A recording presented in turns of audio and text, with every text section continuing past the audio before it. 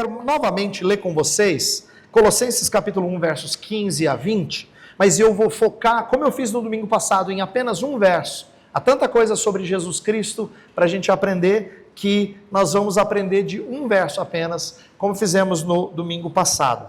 No domingo passado eu foquei no verso 19, hoje eu vou focar no verso 20 e vou falar da pacificação promovida por Jesus, do Cristo que é por nós. Então, para quem gosta de anotar, o título da mensagem é Cristo por nós.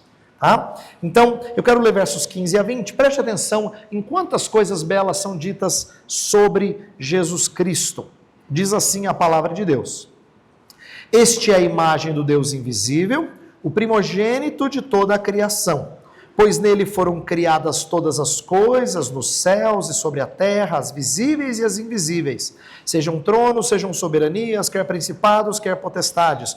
Tudo foi criado por meio dele e para ele. Ele é antes de todas as coisas. Nele tudo subsiste.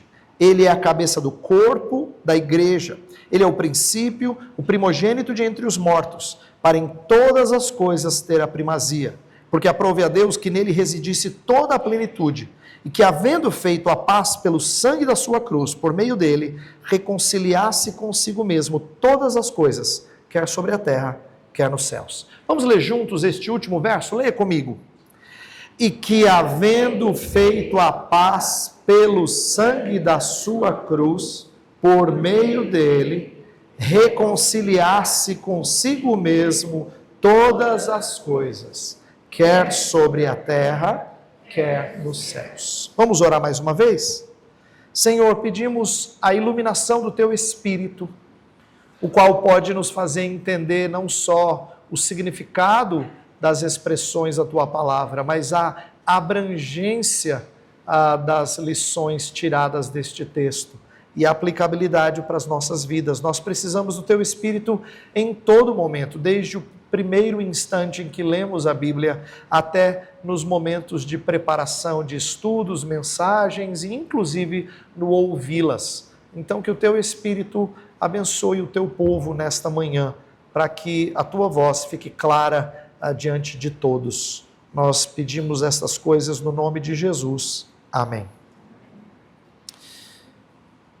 Colossenses 1:20, então, é o foco da nossa mensagem.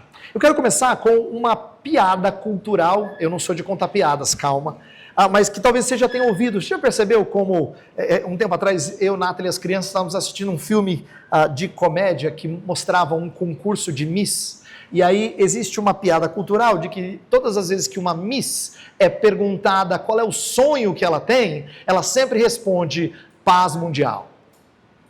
Parece que esse é o sonho ideal de responder, a boa resposta se dá. Eu sonho com a paz mundial. A razão dessa resposta ter se tornado motivo de piada, mas ser a resposta ideal, é porque todos percebem o nosso anseio pela paz. Nós vivemos num mundo de conflitos, de guerras, e o desejo comum de seres humanos é que haja um cessar-fogo. No entanto, a paz é muito mais necessária do que as misses conseguem conceber. E não tem a ver só com guerras entre nações. Nossos maiores medos estão em perder o que nós amamos. Nossa vida, a vida dos nossos queridos e a exposição de nossas vergonhas. Nós temos medo, nós estamos sempre procurando paz. Desejamos serenidade e solução de nossas culpas. Nós tememos o perigo que outros podem nos causar. Por exemplo, algumas pessoas vivem o tempo todo aflitas com a violência da nossa cidade. Ou nós temos, às vezes, o medo de sermos traídos ou alguém ser desleal para conosco. Nós queremos paz. Nós também tememos o perigo que nós podemos causar aos outros. Talvez você esteja receoso de causar desonra ou vergonha a alguém que é próximo a você. Outras vezes nós tememos o mal que a natureza pode nos trazer. Tempestades, desastres, pandemias. O que eu quero dizer é que a gente sempre vive debaixo de medo Porque a gente está marcado por um mundo de conflitos, em que falta a paz. A nossa passagem vai nos mostrar que Jesus Cristo está relacionado ao anseio por paz também.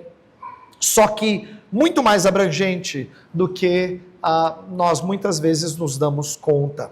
Ele não só é chamado de príncipe da paz, você lembra dessa expressão, mas ele se tornou um feitor da paz, de acordo com o nosso texto, um reconciliador. Quando o texto diz assim no verso 20, havendo feito a paz pelo sangue da sua cruz, e depois fala, reconciliar-se consigo mesmo todas as coisas, não está falando de duas ações diferentes. Na verdade, fazer a paz e reconciliar são uma coisa só.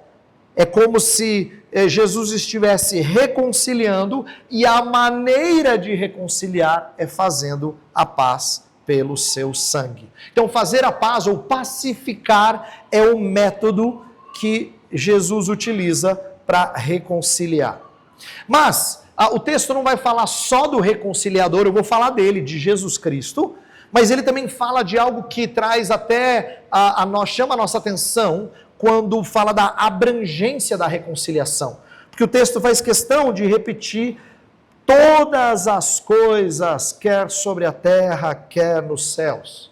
Jesus Cristo reconciliou, ou ele fez a paz por meio do seu sangue, reconciliando todas as coisas, quer sobre a terra, quer nos céus. O que isso significa? Bem, não dá para dizer que isso significa que todas as pessoas no mundo são salvas. Aquilo que em teologia a gente chama de universalismo. Prova disso é que a própria epístola fala, no capítulo 3, que as pessoas que não abandonam certos pecados, por estas coisas vem a ira de Deus sobre os filhos da desobediência. Deus vai trazer ira sobre homens, e a própria epístola de Paulo aos Colossenses deixa isso claro. Então não significa que Jesus salvou todo mundo. Também não é verdade que os anjos são salvos por Jesus Cristo. A própria epístola aos Hebreus fala de que Jesus não veio morrer em favor de anjos, ele não veio salvar anjos. Anjos, pelo contrário, os anjos maus são alvo do triunfo de Cristo em Colossenses. Se você olhar capítulo 2, versículo 15, diz que Jesus Cristo despojou principados e potestades, publicamente os expondo ao desprezo, triunfando deles na cruz. Então, assim, esse reconciliar todas as coisas, quer na terra, quer nos céus, não é salvação de todo mundo, não é salvação de anjos, mas observe por que a gente tem dificuldade de entender isso. É que quando a gente ouve a palavra reconciliação, o que a gente está acostumado a pensar? Está acostumado a pensar numa outra maneira de falar de salvação. Porque quando nós cantamos reconciliai-vos já com Deus, o que a gente está pensando? Em você ser pacificado, se tornar amigo de Deus, você se tornar salvo por Jesus Cristo. Então, a gente está muito acostumado a restringir o conceito de reconciliação à salvação. E aí, se a gente pensar nesses moldes, a gente vai acabar falando que todo mundo acaba sendo reconciliado, no sentido de ser salvo. Mas se a gente pensar apenas em pessoas ou em anjos, ainda assim a gente está sendo pouco abrangente, porque o texto fala que todas as coisas são alvo da reconciliação. No texto que eu fiz questão de ler com vocês, a partir do versículo 15, especialmente no 16, fala que em Jesus foram criadas todas as coisas, nos céus e sobre a terra. E essa expressão é repetida. Agora ele vai reconciliar todas as coisas, quer sobre a terra, quer nos céus. Então esse paralelo leva a gente a mostrar que Jesus Cristo tem primazia em todas as coisas, tanto na criação quanto na reconciliação. Tanto é que ao longo de todo o trecho que eu li com vocês, do 15 a 20, é repetido várias vezes a ideia de completude. Fala que ele é o primogênito de toda a criação. No verso 16 fala que nele foram criadas todas as coisas, que tudo foi criado por meio dele e para ele. No 17 fala que ele é antes de todas as coisas, nele tudo subsiste. Olha como é constante a repetição. No 18 fala que ele tem que ter a primazia em todas as coisas. No 19 fala, aprove a Deus que nele residisse toda a plenitude.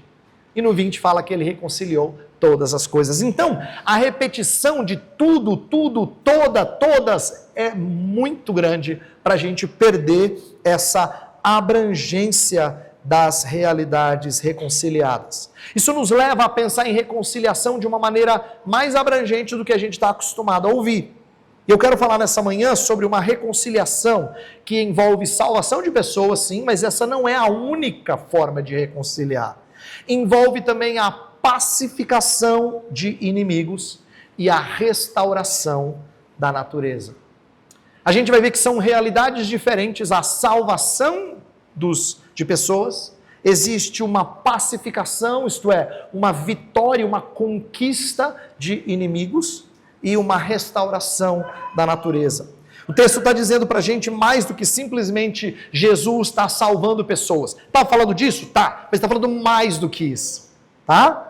A continuidade do texto, eu não li com vocês, mas o verso 22 fala, agora vos reconciliou no corpo da sua carne mediante a sua morte. Está falando para os leitores, para as pessoas que elas foram salvas pela reconciliação de Jesus. Então envolve isso, certamente. Mas a redenção de Jesus, a sua reconciliação é cósmica. E essa reconciliação não é desconexa com a criação. É um reconciliar das coisas criadas, que se tornaram indispostas para com Deus e precisam ser restauradas em seu relacionamento com o Criador. Então o que eu quero mostrar é que Jesus, ele não só é soberano sobre a criação, mas sobre a recriação de todas as coisas. Para que a abrangência seja mantida, a gente tem que compreender então que a reconciliação do verso 20 envolve diferentes ações em relação a coisas criadas. Como eu falei, eu vou repetir, porque eu quero que você aprenda essa verdade hoje. Reconciliação no nosso texto não é só salvação de eleitos. Isso está claro na continuidade do texto. Mas é mais do que isso. Também é libertação da criação do cativeiro da corrupção no qual ela está. Isso está registrado em Romanos capítulo 8. E também envolve o subjugar os inimigos. Aquilo que alguns estudiosos chamam de pacificação, que é promover a paz pela força do libertador que é Cristo. E é claro que Cristo é o foco, ele é o alvo da passagem. Ele recebe toda a glória nesse texto. Eu fiz questão de ler os versos 15 a 20 para você ver como ele é o tempo todo destacado. A criação veio à existência nele, por meio dele e para ele. E agora a redenção também é operada nele, por meio dele e para ele. Ou o texto fala consigo mesmo. Esse paralelo faz a gente perceber que Cristo é central tanto na criação como na redenção. As referências a Jesus são contínuas. Uma das coisas que eu ainda não falei, mas é importante você entender, por que a reconciliação vai abranger mais do que só se tornar amigo de Deus? É porque a gente vai ver que Colossenses está preocupado também em acalmar os corações aflitos em relação aos inimigos de Deus, e portanto aos inimigos do povo de Deus. Mas eles também são alvo da obra de Jesus Cristo. E isso tem a ver com colocar a paz por meio da sua força. Talvez o contexto aqui seja da famosa Pax Romana. Quando a gente estuda história, a gente ouve falar dos nossos professores que um dos feitos do Império Romano, nesta época, foi que ele estabeleceu a paz. Não havia conflitos na época. Mas não pense que não havia conflitos porque as pessoas amavam o imperador romano e todo mundo era amigo dele. Não, era uma paz imposta por meio da força do imperador. Semelhantemente, Paulo está mostrando que Cristo vai fazer a paz, no sentido de tornar tudo que antes é contra Deus pacificado. Então, eu quero nesta manhã falar de duas coisas. Eu quero falar primeiro do problema que tem que ser resolvido, no qual no nosso texto não está explicitado, tá? O nosso texto fala de um problema que é multifacetado, que é assumido no texto, para depois a gente explicar a abrangência da obra pacificadora de Jesus no verso 20. Então eu vou começar com aquilo que a gente pode extrair de outros lugares da Escritura, que é o problema multifacetado, depois a gente vê a solução de Jesus Cristo, o pacificador. Então veja só, o nosso texto, ele fala que Jesus reconciliou todas as coisas porque ele pressupõe que todas as coisas caíram em desordem, né? Todas as coisas estão indispostas em relação a Deus. Eu quero mostrar como o nosso problema, ele é explicado na Escritura como um problema tanto com Deus, como com o próximo e com a criação.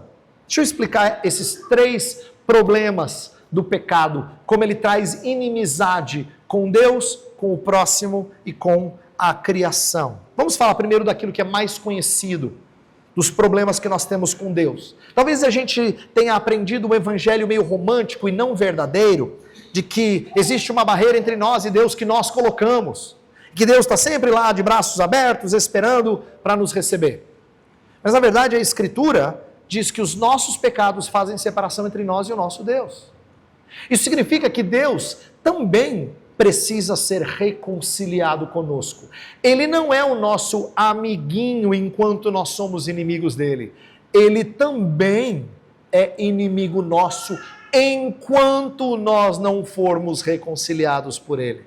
É claro que é o próprio Deus quem inicia essa reconciliação. E é ele que bondosamente nos traz para junto de si. Mas é importante a gente entender isso. Existe uma inimizade nossa para com Deus porque nós somos rebeldes. Mas existe uma inimizade de Deus para conosco porque ele é justo. E ele tem direito de derramar a sua ira sobre criaturas rebeldes. Em outras palavras, Deus também está distante de nós, até que ele seja reconciliado conosco. A Escritura inteira dá testemunho de como a partir da queda em Gênesis 3, nós entramos em um estado de inimizade contra Deus. Lembra? O primeiro casal é expulso do jardim. Eles não podem permanecer no lugar em que Deus habita.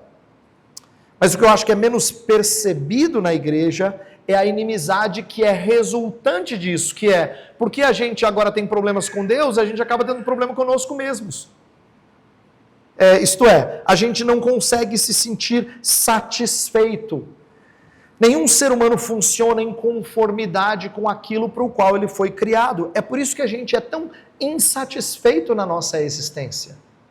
Enquanto o nosso coração não encontra descanso em Deus, nós não somos plenamente satisfeitos. Porque nós fomos criados para Ele. Então, quando a gente funciona contrariamente ao propósito para o qual nós fomos criados, que é espelhar a Deus e nos relacionarmos com Ele, nós estamos, essa inimizade contra Deus gera dano para conosco mesmo. Mas eu falei que o problema do texto, ele pressupõe um problema com Deus, mas também um problema com o próximo. A Escritura é uma história de conflitos que remontam ao jardim, lembra? Quando o homem é perguntado, o que você fez, Adão? É a mulher que tu me deste. E a partir daí, a gente vê que os primeiros filhos já promovem o primeiro homicídio. Caim mata Abel. Depois, antes do dilúvio, era tão mal o desígnio do coração do homem que há violência em tudo quanto é canto. Quando a gente vê pós-dilúvio, Deus recomeçando a sua salvação, salvando a família de Abraão, existem atritos dentro da própria família da aliança. Você vê, Sara e Agar estão sempre em atrito. Depois você vê Ismael e Isaque nesse mesmo contexto. Posteriormente, na próxima geração, você vê Esaú e Jacó brigando desde o ventre da mãe, o que mostra que o tempo todo Israel está sentindo o problema com o próximo. Tanto é que ao entrar na terra, uma das coisas sempre preocupantes para Israel são os vizinhos, são os inimigos. Não demora muito para Israel se tornar uma monarquia. No período dos juízes, eles são vencidos pelos inimigos. Depois, no período da monarquia, tem briga o tempo todo. O tempo todo. Por isso que o Antigo Testamento é mais bélico do que a gente está acostumado a pensar. Quando você lê o livro dos Salmos, você já percebeu como tem vários salmos que falam sobre vencer os inimigos? Senhor, amassa os meus inimigos. A gente não está acostumado a orar assim. Parece que nem é crente, né? A gente foi treinado a uma devoção que tem a ver com pedir perdão dos nossos pecados, mas não com vencer os inimigos, derrotar os inimigos. Mas no Antigo Testamento fica muito claro que um dos problemas é que Israel vive cercado por inimigos. Ele tem problemas com o próximo. Mas também existem problemas com a criação. Eu acho que essa é uma área em que evangélicos não têm percebido tão bem como existe inimizade do homem com a criação. A gente está acostumado a ouvir falar que a criação vive muito bem, obrigado, contanto que o homem não venha e estrague. Mas o texto de Romanos capítulo 8 fala que a criação geme e suporta um cativeiro e aguarda a manifestação dos filhos de Deus para ser liberta desse cativeiro. Observe que a primeira verdade que a gente pode tirar disso é que ela está num estado atual de vaidade, ela está sujeita à vaidade. Ela experimenta um cativeiro da corrupção. Por isso que ela geme e suporta angústias. É interessante, né, que nossas crianças, quando vão à escola, aprendem que eles vivem numa natureza muito bonita, que o ser humano estraga, então elas voltam para casa dizendo para o papai e para a mamãe assim, é por isso que não pode jogar lixo, viu papai, viu mamãe? Por quê? Porque elas são ensinadas que a natureza vai muito bem, que o problema é você, mas você também pode consertar esse mundo.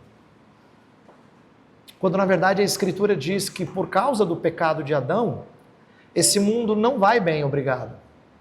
A natureza está debaixo de um cativeiro e você não pode fazer nada para libertar a natureza desse cativeiro.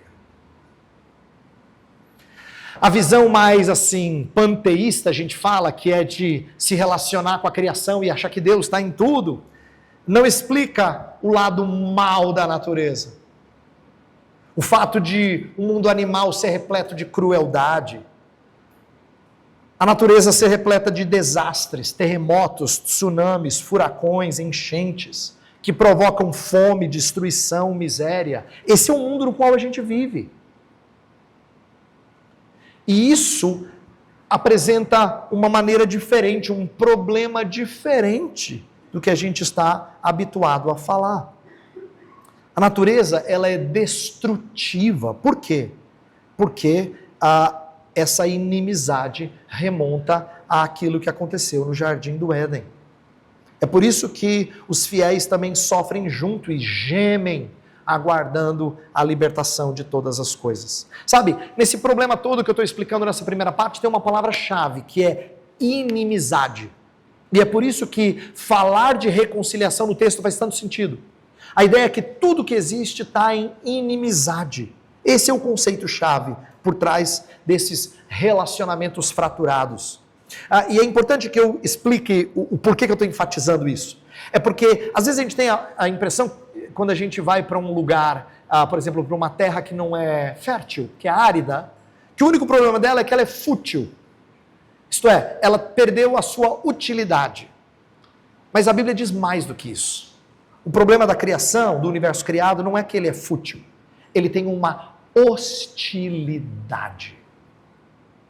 Não há apenas caos no mundo, existe belicosidade. É por isso que quando Adão ouve a notícia da maldição, ele disse, essa terra vai produzir cardos e abrolhos, isto é, ela vai atrapalhar a sua produtividade.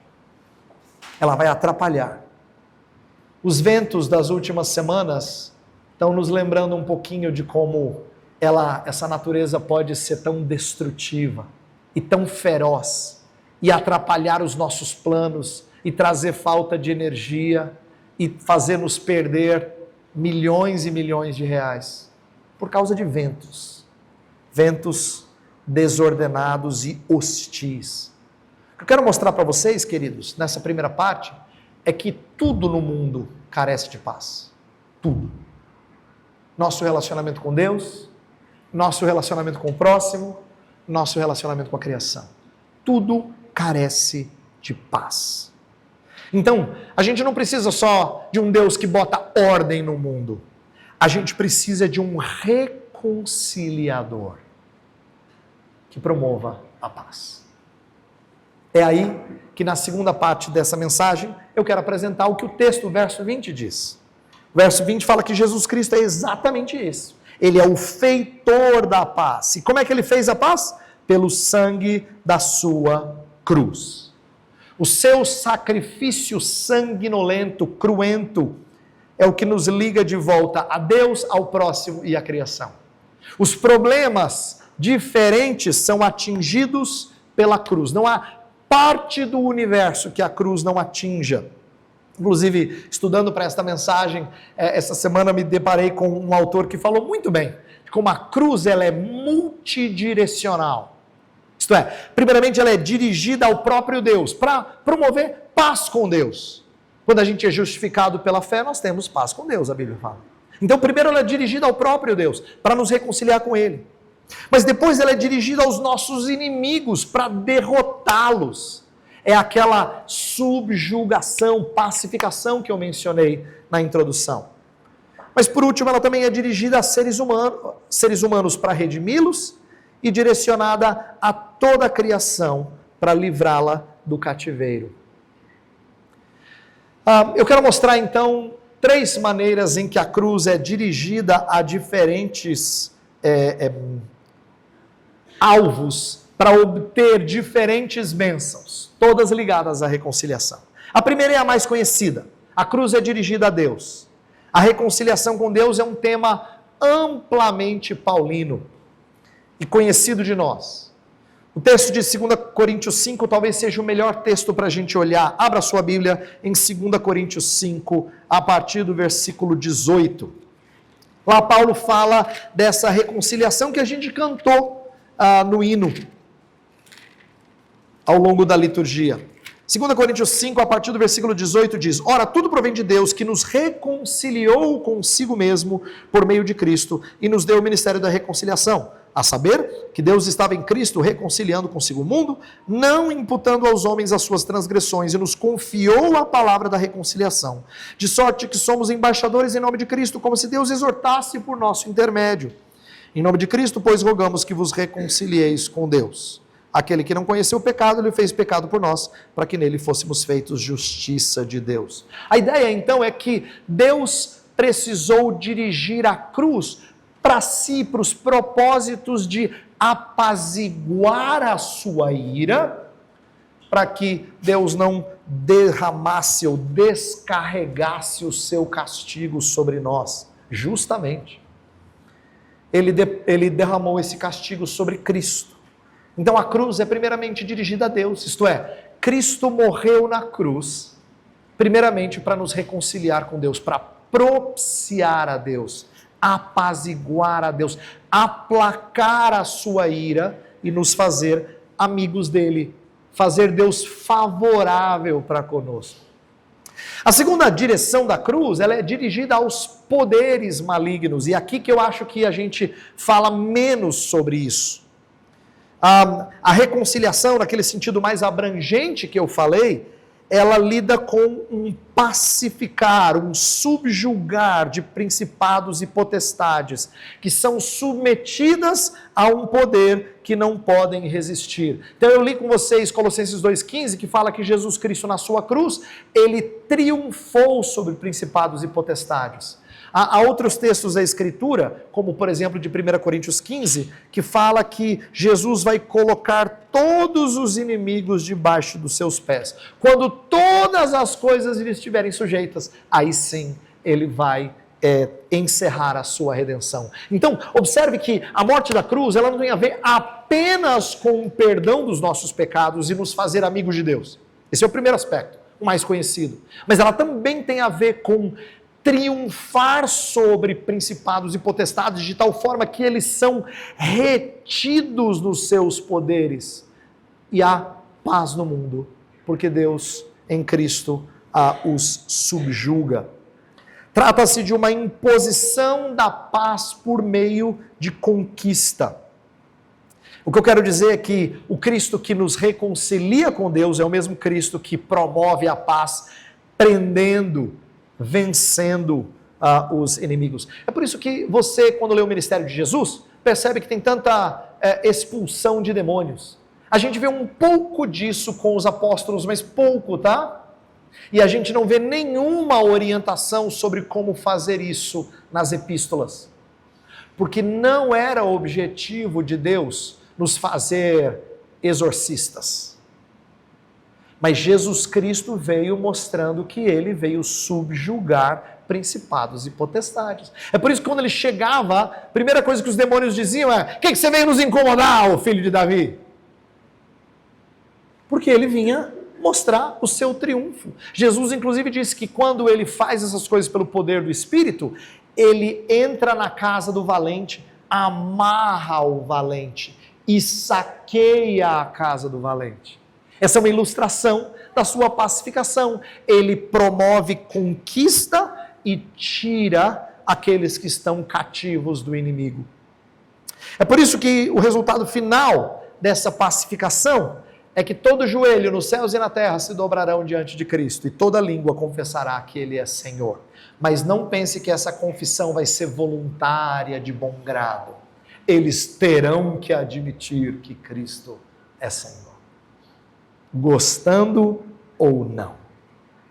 Isso é resultado da obra de pacificação operada por Jesus, de promover a paz por meio do seu triunfo.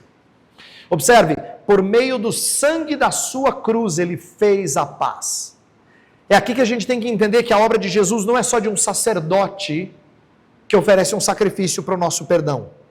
É também de um rei que triunfa sobre inimigos. E essas duas coisas são misturadas na obra da cruz. Ele é tanto o nosso sacrifício substitutivo, como ele é o nosso libertador, como a gente cantou aqui. Aquele que nos livra do poder do inimigo. Essas duas realidades são misturadas na obra da cruz. Eu falei que a cruz é dirigida a Deus, eu falei que ela é dirigida aos poderes malignos de maneira diferente.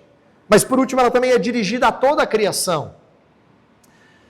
O que eu quero mostrar, que eu já falei no texto de Romanos 8, é que se existe um cativeiro, se a criação está sujeita à vaidade, se ela está presa a uma maldição, ela também tem uma expectativa de libertação.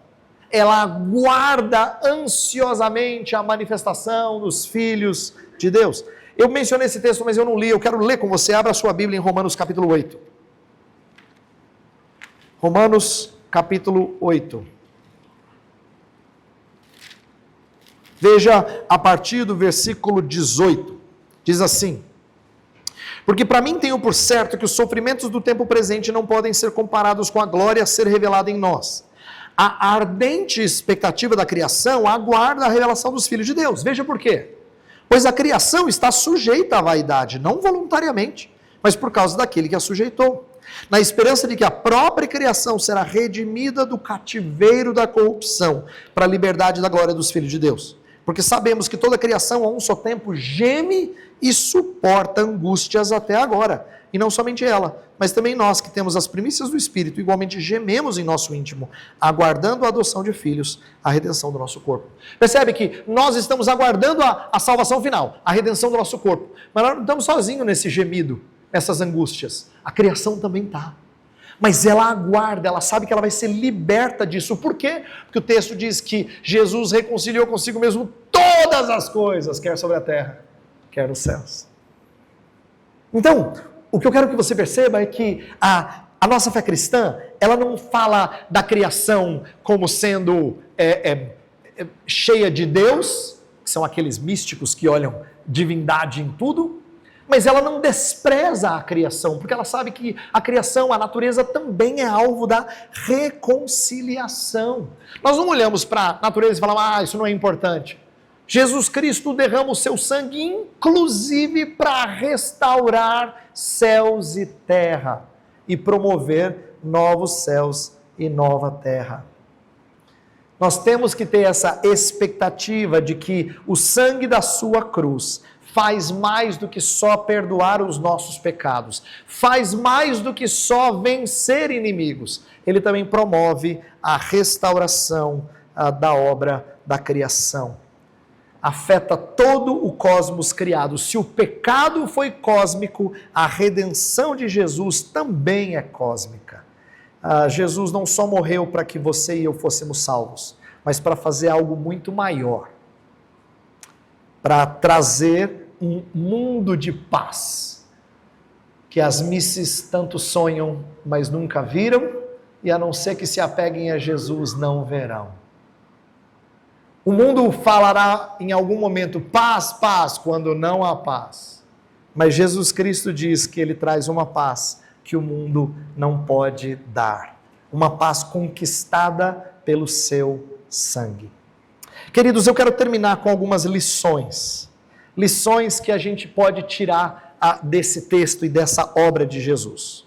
Primeiro, eu quero te ensinar a olhar para esse texto e entender que ele não nos convoca a fazer nada, simplesmente a crer. Sabe por que eu digo isso? Porque tem autores, e eu li bons autores, do qual eu aprendi coisas, que na hora que vão pensar em aplicar esse texto, pensam assim, como a gente foi reconciliado com os homens, então a gente tem que fazer justiça social, a gente tem que promover algum tipo de bem-estar social com os homens. Porque Deus nos reconciliou com a natureza, então a gente tem que fazer uma espécie de ecologia bíblica. Veja, sem nenhuma dificuldade em ter implicações sociais e ecológicas, eu acredito que o Evangelho tem. Isto é, ele tem implicações sobre como nós devemos viver em relação ao próximo, em relação à natureza. Porém, o texto não está falando nada do que a gente tem que fazer. E eu disse já em aula de escola dominical aqui, eu quero repetir, que a gente tem que tomar muito cuidado em não transformar indicativos em imperativos. Isto é, pegar alguma coisa que a Bíblia afirma do que Cristo fez e achar que Deus está mandando nós fazermos. Nada disso. O texto não fala de nada que nós tenhamos que fazer. O texto é sobre Jesus e como nós devemos descansar em sua obra. Então, existem implicações sobre como nós devemos viver? Sim. Mas o texto não tem nada a ver com pôr a mão na massa e fazermos um mundo melhor. Nada disso. Ele é quem faz esse mundo melhor. Não depende de nós. Essa é a época do ano em que os globais cantam assim, depende de nós. Não depende de nós, Débora. Depende de Cristo. Ele é quem promove a paz. Esse texto não fala de nada do que a gente tem que fazer. Fala daquilo que Ele fez. Segunda lição importante é que esse texto amplia a nossa visão da cruz. Sabe, preparando essa mensagem, eu lembrei daquele hino, Gustavo. Sim, eu amo a mensagem da cruz. Por que eu tenho que amar a mensagem da cruz? É porque ela é maior do que eu achava que ela era. A morte da cruz, ela é fantástica, porque ela não salvou só a mim e a você. Mas ela fez toda a criação corrupta uma nova criação. Você fala, pastor, mas eu não vejo isso. Calma, você verá. Algumas dessas coisas já foram conquistadas, só não foram aplicadas ainda. Elas já foram merecidas por Jesus, elas só não foram operadas por Ele. Mas o que eu quero chamar a sua atenção é com respeito à magnitude da obra redentora de Jesus. De como a gente tem que ter a cruz em alta conta. Ele fez a paz mediante o sangue, o seu sangue. O texto fala que a gente tem então que prezar esse sangue. É mediante o sangue da sua cruz que Ele reconciliou todas as coisas. O próprio Deus Pai exalta a gloriosa missão de seu Filho. Foi através do seu Filho que Deus criou e através do seu Filho que Deus restaurou. É em Cristo que Ele nos cria a primeira vez e é em Cristo que Ele nos recria como nova criatura e cria novos céus e nova terra. Sabe, nós somos apenas um pedaço pequeno de uma grande obra redentora de Jesus Cristo. Eu costumo dizer para os meus alunos no seminário que quando Deus começa todas as coisas, Ele cria o habitat depois ele cria o habitante e coloca no habitat. Na hora de Deus redimir, ele inverte a ordem. Ele primeiro redime o habitante, faz de você nova criatura, para por último refazer o habitat, novos céus e nova terra. Aí ele coloca você neste lugar de plena paz. A cruz tem a ver com algo grandioso, muito mais do que só o perdão dos seus pecados. Terceira e última lição. Esse texto nos assegura o descanso da paz completa, tão profetizada no Antigo Testamento. Quando você ouve falar a palavra hebraica shalom, para o hebreu, essa era a palavra mais querida, era o sinônimo de que ali ele tem descanso, ali ele tem bem-estar, ali ele tem alegria, ali ele tem bem-aventurança. Isso significa que o que Jesus vai fazer, que ele já fez, está fazendo e irá terminar, nos traz total segurança. Então presta atenção, a gente não precisa temer os poderes malignos. Os estudiosos dizem que em Colossenses provavelmente havia muito temor em relação a poderes malignos. É por isso que menciona em determinado momento culto aos anjos. Talvez ele estivesse buscando algum tipo de proteção. Eles temiam esses poderes. Nós não temos que temê-los. Nós também não temos que temer os poderes políticos e instituições deste mundo. Nós não precisamos construir esconderijos para nos proteger de perseguições. Há crentes que vivem aflitos, pensando em fazer algum tipo de proteção para na hora que a coisa fica preta. Quando a coisa fica feia, a gente vai fugir para os esconderijos. Nós não precisamos disso. Nós não precisamos fugir do Brasil e da sua corrupção para encontrar algum tipo de paz. Ufa, aqui sim a coisa funciona. Não. O cristão não precisa buscar esse tipo de redenção. Ele já vive baseado na reconciliação de Jesus Cristo. Então o que eu quero dizer, à medida que eu termino essa mensagem, é que eu e você devemos nos alegrar naquele que fez a paz. Um monte de gente, daqui a poucos dias, vai estar vestido de branco. Por quê? Porque eles querem um ano de paz. É o momento da gente dizer para eles que pode ter guerra o que for, pode ter violência, pode ter corrupção. A nossa paz não é representada por roupas brancas, mas pelo sangue vermelho de Cristo Jesus. É nele que nós temos paz. Vamos orar. Senhor, nós te pedimos nesta manhã, que neste final de ano em que pessoas buscam a paz, nós tenhamos a oportunidade de falar daquilo que nos traz paz, que é a obra redentora de Jesus Cristo. É por causa dele que nós temos paz contigo. É por causa dele que nós estamos protegidos e o maligno não nos toca. É por causa dele, Senhor, que nós estamos assegurados de que um dia habitaremos num mundo perfeito de paz. Ó Senhor, ensina-nos a prezar essas coisas, a meditar nelas. Abençoa o teu povo neste final de ano, no contato com descrentes, no contato com cristãos também, que às vezes buscam salvação em coisas terrenas. Ensina-nos a ter nossos olhos firmados em Cristo e nele somente. Nós oramos descansados em Jesus. Amém.